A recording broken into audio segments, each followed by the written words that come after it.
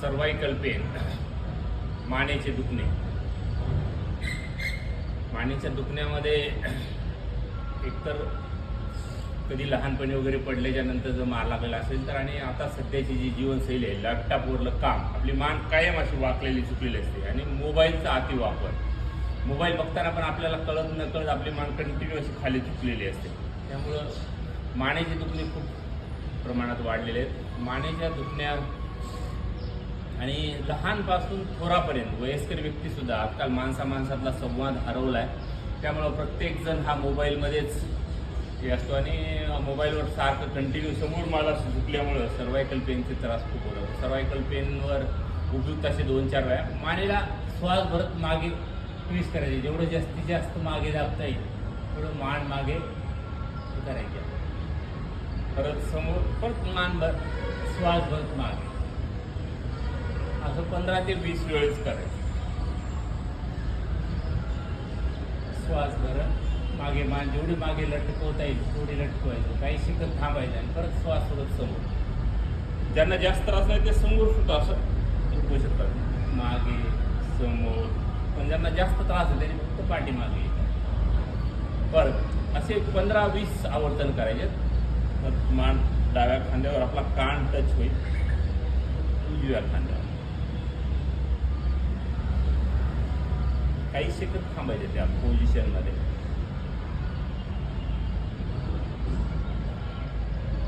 Steroids, वेदनाशामक औषधं घेतो आपण. असं मान दुखायला लागले की डॉक्टरकडे गेलं की स्टिरॉइड दिले जातं जास्त प्रमाणात. त्याचे खूप साईड इफेक्ट आहे. थोडा प्रमाणात असा जर व्यायाम केला तर मानेचे दुखणे सावकाश कमी होईल. आपल्या हनवटी खुब्यापाशी आणायचा प्रयत्न करायचा दोन्ही बाजूला.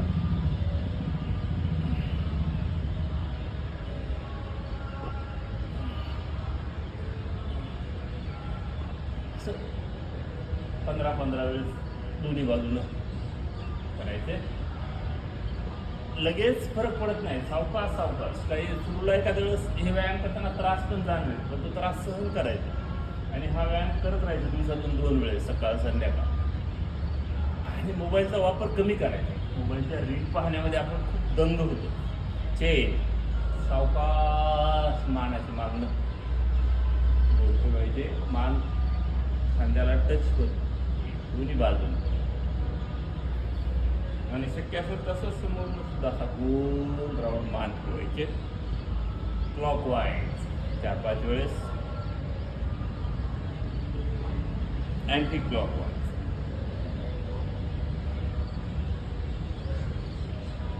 असं जर नियमित व्यायाम केलं तर मानेचे दुखणे नक्कीच कमी होतील. लॅपटॉपवरलं काम सतत 8-10 तास समोर मान चुकलेली असते, त्यामुळे मानेचे दुखणे खूप प्रमाणात वाढते. हात समोर दोन्ही, कोपरातून हात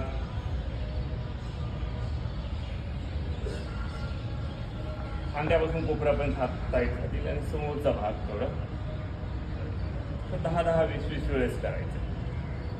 तसेच हात साईड, खांदा आणि कोपर एक रेषेत राहील. त्याचा सुद्धा मानदुखीसाठी खूप उपयुक्त उपयोग होतो. हे व्यायाम नियमित 2 टाईम करायचा. असं करायचं 25-30 वेळेस. असं दोन्ही हात समोरून येताना कोपर टच होऊन पाठीमागनं असं गोल फिरवायचं.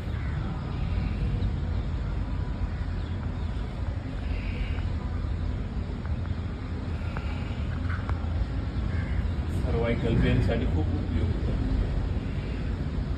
5-25 वेळेस मध्ये करायचे. उलट अँटी क्लॉकवाईज, आता खालनं वर हात सावकाश सुरुवातीला श्वास भरत. खूप चांगला वागेश्वर गार्डनचा परिसर आणि इथं नियमित होणारी योग साधना. सातत्य खूप महत्त्वाचं आहे. दोन्ही हात असं वर करायचे. डाव्या हाताने श्वास भरत उजव्या हाताला पाठीमागनं मांडीच्या डोक्याच्या ओढायचं असं. दुसऱ्या बाजूने श्वास परत हात वर चालण्याचा. असे जर नियमित व्यायाम केले तर मांडीचा त्रास कमी. बरेच जण सकाळी येतात गार्डनमध्ये आणि बेंचवर मोबाईल घेऊन बसतात. सकाळचा एवढा महत्त्वाचा टाईम आणि त्या मोबाईलचे रील बघवण्यामध्ये घालतात. वाईट वाटतं. कमीत कमी सकाळी तरी 3 तास मोबाईलपासून दूर राहिलं पाहिजे. आपल्या आरोग्यासाठी वेळ दिला पाहिजे आणि सातत्य पाहिजे. कुठलीही गोष्ट सातत्याशिवाय शक्य नाही. करा योग, कहा निरोग.